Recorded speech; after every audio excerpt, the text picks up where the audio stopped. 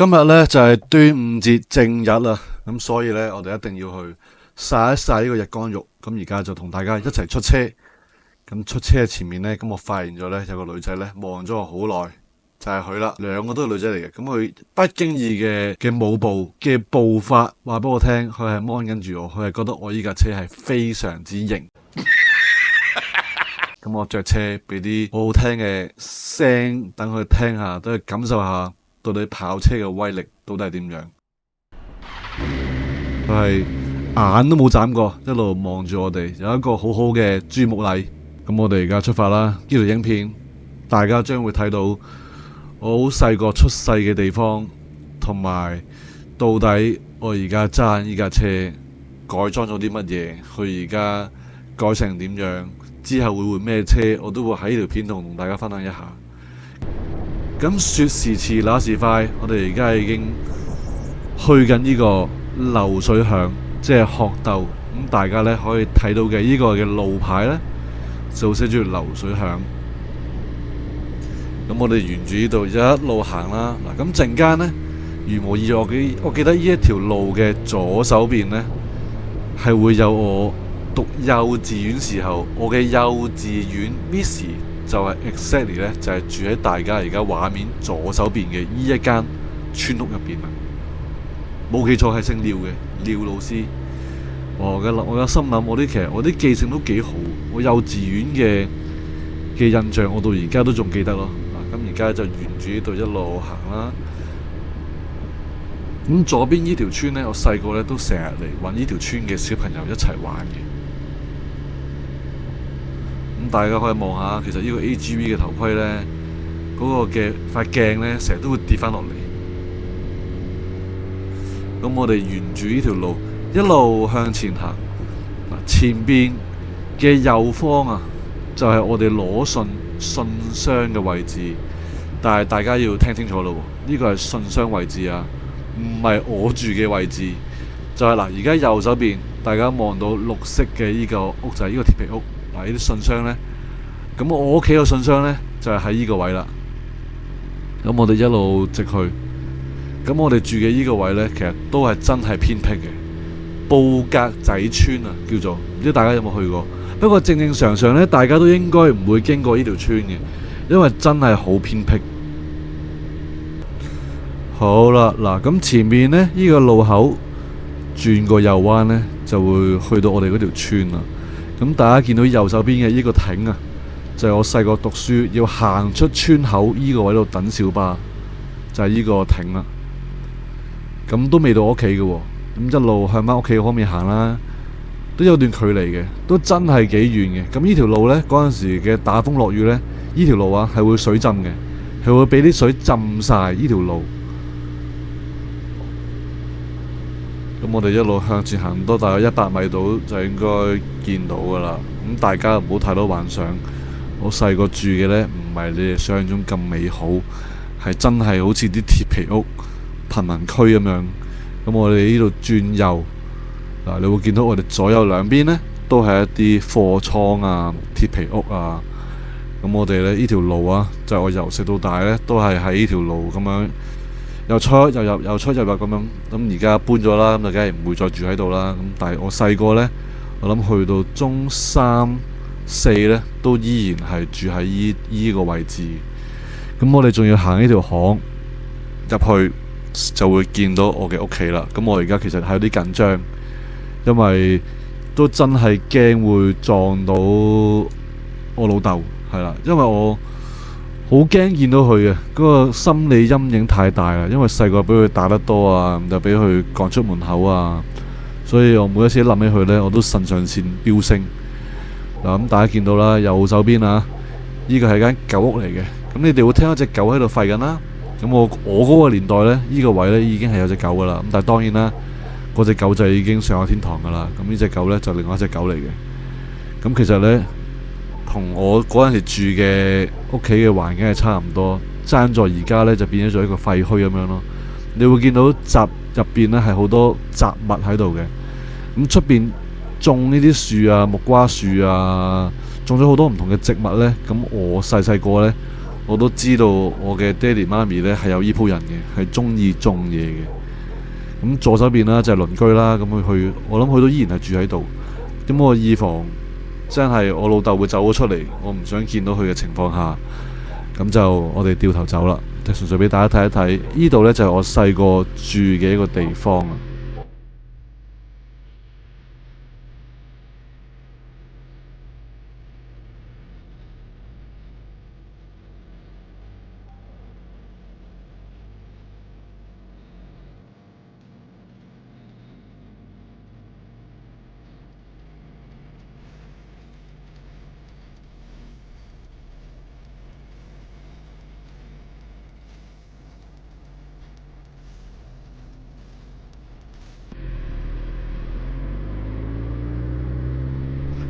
咁呢度沿路出返去呢，就要去返我哋頭先我所講啦。我細個讀書要喺嗰度等車啦，等小巴啦。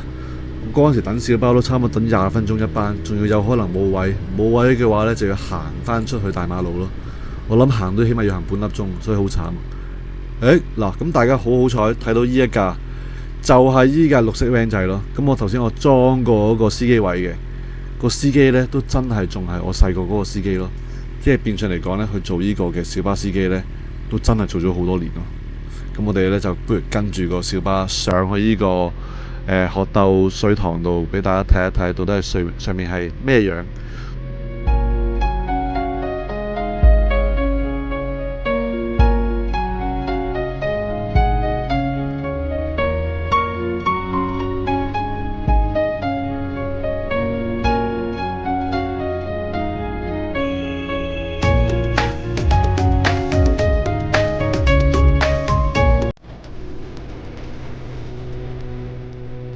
咁行咗一段路啦，已經過咗呢個鶴藪水塘噶啦。咁我哋呢，喺前面呢，就揾個涼少少有個亭嘅地方停一停先，因為而家呢已經係晏晝嘅1點鐘，其實出邊呢係好曬嘅。咁我哋就停喺呢個位置咯，停喺呢個位置同大家傾下偈先。好啦，咁頭先呢，影片嘅一開頭呢，就同大家一路喺粉嶺出發啦。就揸咗入嚟呢一個嘅流水響鶴藪。咁頭先經過啦，咁頭先嗰間屋咧就係我好細個出世咧喺嗰度長大嘅地方。咁係殘舊，係嗰啲漏水木屋啊，即係打風黑雨係會水浸，係會屋企會漏水嗰啲類型嘅屋嚟嘅。咁我細細個咧就喺嗰度大啦，我都有差唔多10幾年。就冇翻過嚟噶啦，咁但係純粹係今日揸電單車就可以純粹兜一兜俾大家咁多位觀眾睇下，我細個原來係住呢啲地方噶喎，咁同埋同大家講下揸電單車個歷史係點樣噶啦。嗱，咁我第一架揸嘅電就係呢一個我臨結婚前，臨同我而家嘅太太結婚之前，影婚紗相之前，咁我就買咗一架Kawasaki 嘅636啦，13年。即係差唔多10年前，13年買咗架636。咁買636之前咧，我同好多朋友仔都一樣嘅，都係新手就應該係揸啲100幾 cc 啊，或者一開頭就應該揸啲300 cc 啊，咁樣會容易啲操控。咁我就唔信邪啦，咁我就直接一坐上去就試咗落架600度，就發覺咦，我嘅身高係差唔多嘅啫喎。咁我就6尺高啦，即係1米83、84左右啦。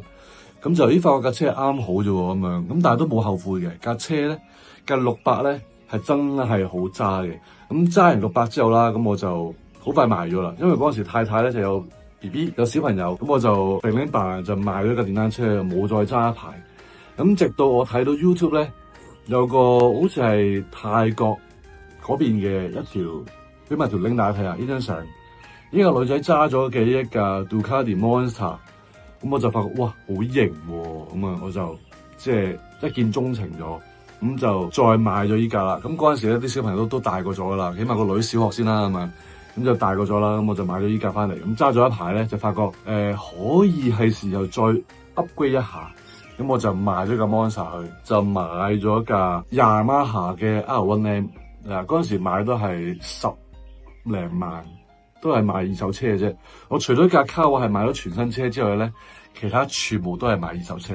咁點解會買二手車咧？因為二手車咧你嗰個嘅價值咧係保值好多嘅。你全新車買翻嚟，基本上你起碼最少都要輸幾萬，輸好多。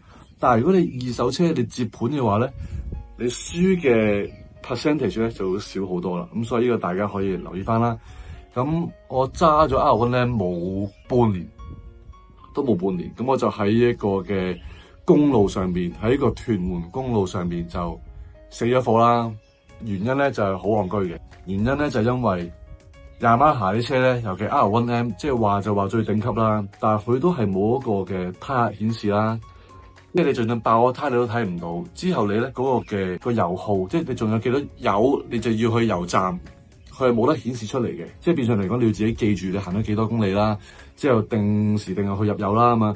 咁我作為一個新手初哥，我唔識睇呢啲，咁就死咗火喺屯門公路上邊。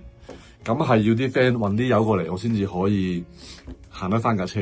咁我由嗰一刻開始，我就同自己講啦，我之後要買嗰架車咧，係要睇到仲有幾多油值。咁我就換咗依架啦。咁依架咧就係寶馬嘅1000RR啦。咁而家換到呢個階段咧，暫時都真係諗唔到仲有冇啲咩其他車可以更加之好玩。但係起碼佢爆胎你會知道啦。呢架車佢有胎壓顯示啦，佢又睇到仲有幾多油剩啦。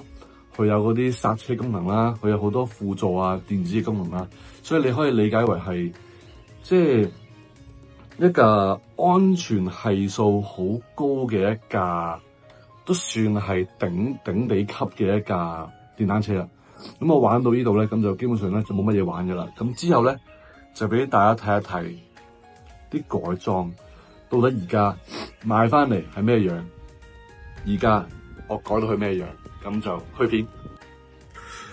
好嗱，咁原裝嘅相咧係咁嘅樣嘅 ，OK。咁而家變咗做我心目中嘅樣子，但係仲未係完整嘅。咁而家咧先講下我改咗啲乜嘢，同埋到底之後我個心目中嘅樣係咩樣。咁首先啦，大家見到嘅呢一套嘅版花唔同咗啦，即係佢嘅顏色配搭唔同咗啦。呢個嘅碳纖維嘅一個擋風板啦，碳纖維嘅一個鏡殼啦，你會見到呢一個咧係一個唔同咗特別版嘅一個章啦，同埋你會見到呢度有呢啲貼紙，有啲貼紙之餘咧，你會見到佢呢個花咧都係唔同啲嘅，你會見到佢呢個位咧係會一體咗嘅，你會見到佢係。咁之後落嚟咧，你會見到螺絲唔同咗啦，本身呢啲咧係普通嗰啲。呢啲螺絲，而家換咗呢啲螺絲，呢啲咧嚟緊都會換埋嘅喺個手上邊 ，OK。咁繼續望落去，條鈴啦，換咗 O2Z 嘅鈴啦。咁呢一個咧係一個泰式嘅一個鈴嚟嘅，唔係飛去泰國嗰啲泰式，係金字邊做個太陽個泰式嘅鈴啦。咁呢啲下邊呢啲嘅本身嘅啲 carbon 啦，咁呢個唔係花嚟嘅，呢啲係我自己黐上去嘅啲貼紙嚟嘅。咁你會見到加咗一啲嘅引擎嘅保護殼啦，引擎保護殼呢個咧係一個 PK 膠，呢個係一個寶馬嘅升高腳踏，呢一條咧係一條全梳。你見到藍色呢啲咧係因為你嗰個排氣，即係你扭油咧，當你一高溫嘅時候咧，呢一種嘅 material 咧佢係會隨住你個溫度咧而變藍色嘅，所以佢下邊你見到佢成抽嘢咧都會係藍色。如果我嘅火力再猛啲嘅話咧，佢呢種藍色咧係會燒埋上嚟呢一個位置。OK， 咁呢條係一條全梳嘅蠍子喉啦。咁之後咧會換嘅，係啦，我會換另外一條嘅。咁你會見到裝到呢個銀色嘅呢嚿嘢啦。唔好問我有咩用，我都唔知。但係咧我係另外裝上去嘅，靚，呢個是靚。咁你會見到呢一個嘅排氣，即係呢個嘅死氣喉嘅一個支架啦。呢個都要另外裝嘅。咁你見到呢個啦，呢個係勁點講好咧？勁鳩屎嘅一樣嘢嚟嘅呢個。呢個本身咧係一個扶手，但係我覺得咧佢襯落架車度咧，即係嗰個色咧係冇一個違和感啦，所以咧我照裝我上去。但係你話佢係咪可以攞嚟扶手咧？就絕對唔係攞嚟扶到手嘅。咁但係你會見到啦，我後腳踏呢啲咧，我係拆咗，變相嚟講咧係唔可以車到人。就算你坐上去後座坐個靚女喺度都好啦，佢隻腳咧係冇位踩嘅。呢個咧就係方便我自己係即係當有啲人話想坐，咁佢就冇得坐啦，因為即係話晒啲跑車咧，坐後座咧都有個危險性，咁無謂要人哋受傷咁樣，你要對人哋負責噶嘛。咁基於呢個我係一個好負責任嘅情況下咧，我就拆咗佢，邊個都冇得坐。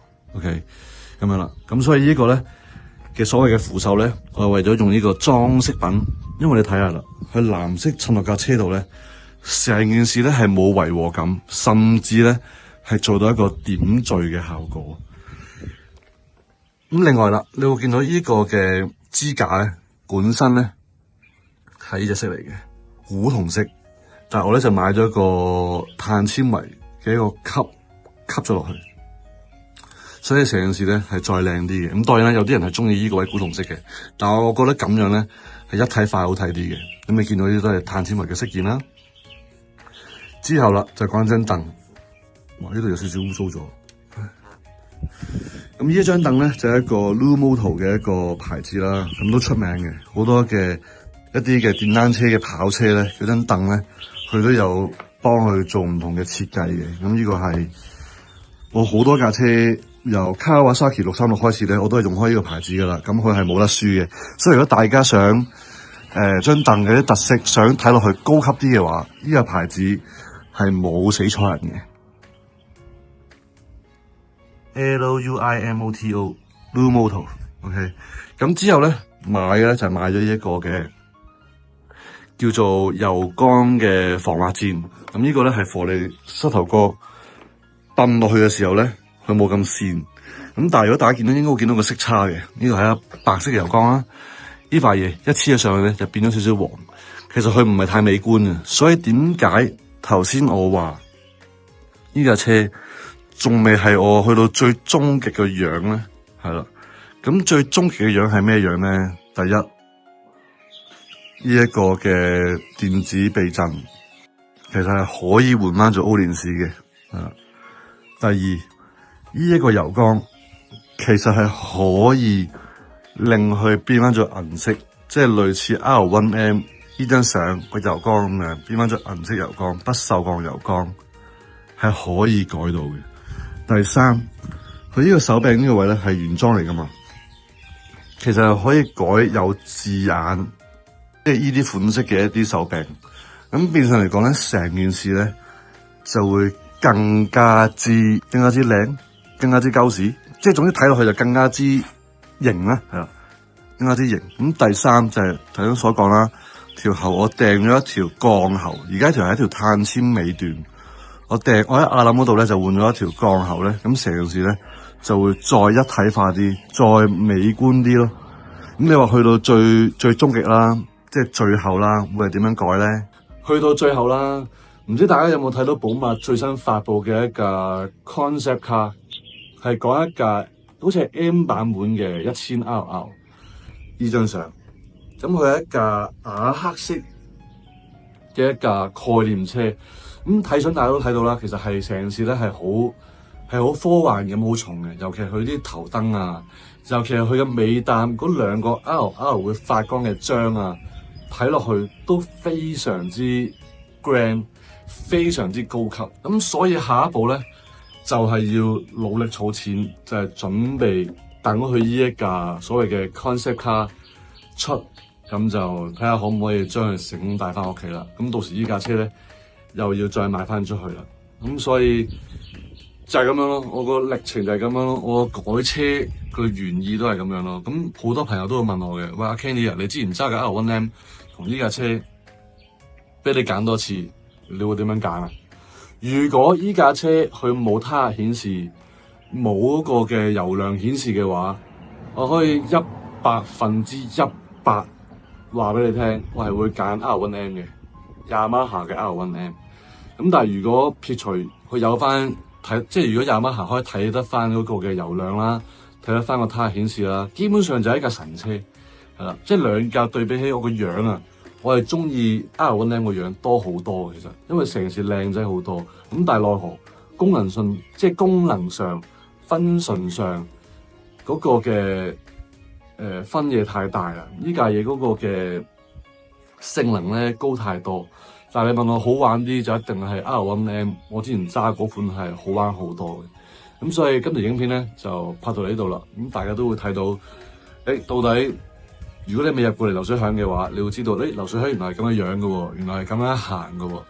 如果你係想八卦下到底我之前住喺邊度嘅話，咁你都知道咗啦。我之前就係住喺嗰間屋入邊，exactly 係頭先嗰間屋入邊，我就係住喺嗰個位咯，就咁樣咯。咁今條影片咧拍到呢度啦，我都希望可以快啲拍到下一條影片咧。我唔會係再喺依架車面前拍片，而係喺其他車上面拍，因為依架車都開始已經唔係太滿足到我啦，已經開始揸到有啲悶啦。咁我哋下條片再見，我係 Kenny，拜拜。